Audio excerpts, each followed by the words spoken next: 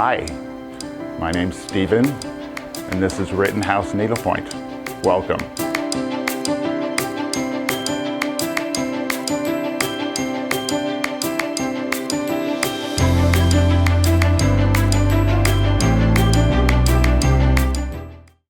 Baroque Silk is from the Pure palette, and it is an interesting product.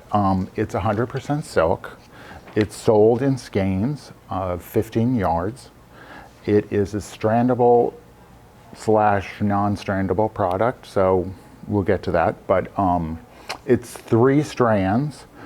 You would use 1 to 2 strands on 18 mesh, probably 2.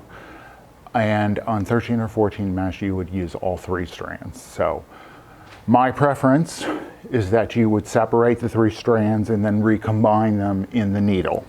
However, the manufacturer has advertised in the past that you do not need to do that.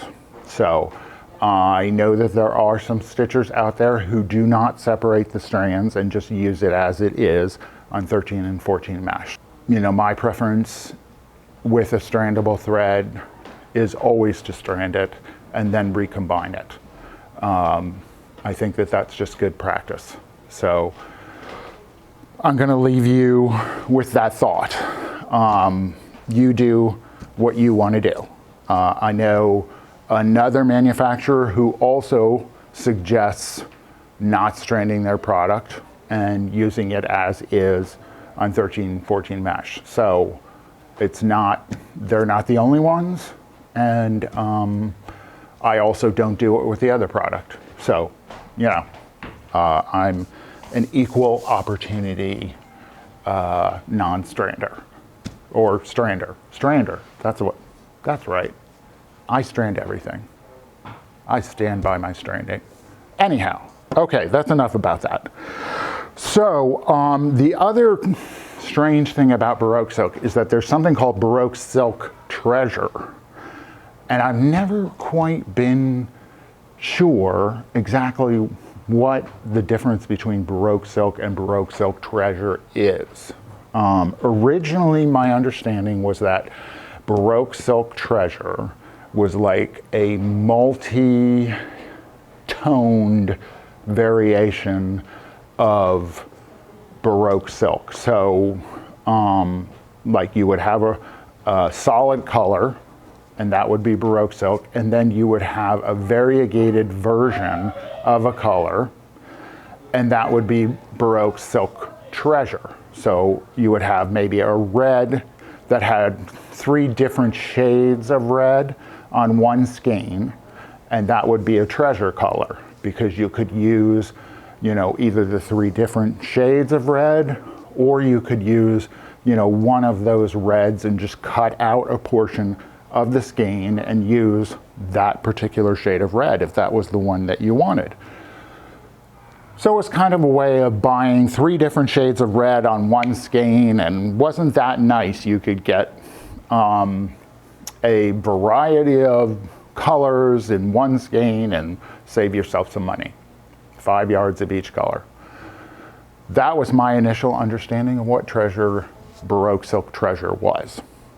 However, as you can see, there are now multicolor Baroque Silk, and I'm not sure whether this is treasure or it isn't. It just says Baroque Silk on it. So I'm thinking that maybe Treasure's been discontinued and it's all Baroque Silk now, or I'm confused. So, and in my notes it says 25 multi-tone colors are available in the Baroque Silk Treasure. Baroque Silk is a 3-stranded thread. I really like it. You know, it's as I said, it's a unique product because there aren't really a lot of 3-stranded silks, 100% silks. They have some excellent colors. I love the red, fabulous red. I use it a lot. It may not be Colorfast. That's not really that unusual. And you know, to be honest with you, these days, not a lot of manufacturers say their products are Colorfast because they don't want to be held liable for damage to your needlework. That's, you know, even if they're fairly certain it is Colorfast, they're gonna say it's not because they don't want you to come back to them and say, look what it did to my needlepoint. And if you're concerned about color fastness, you know, write to me. I can tell you what to do with any thread. You know, wet it and then put it on some paper towel and wait and see if it bleeds. You know, that's a basic thing that you can do. And then good stitching practice is also a good, you know, thing to do. Don't end your red threads in your white area. Not a good thing to do. Generally speaking, end your thread colors in the same area. So if you're stitching white, end your white threads in the white area. If you're stitching black, end your black threads in the black area. If you get in the habit of always doing that with every single color, the likelihood of you having bleeding issues is greatly diminished.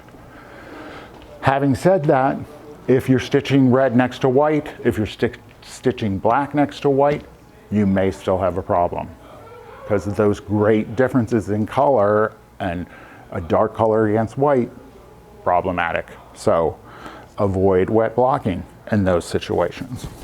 Anyhow, I've gotten off on a tangent. Let's get back to Pure Palette Baroque Silk. So I have some notes here that say, based on some of the color family strengths, this thread is a good choice for pumpkins. That's kind of out of thin air. Water, grapes, grass, or foliage. This is my own personal assessment of the good color families within Baroque Silk. So, pumpkins, water, grapes, grass, foliage. It does not de-skein easily. So I have never figured out how to successfully de-skein this product.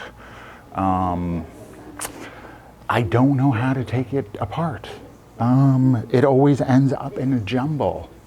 And I tried. I can't figure it out.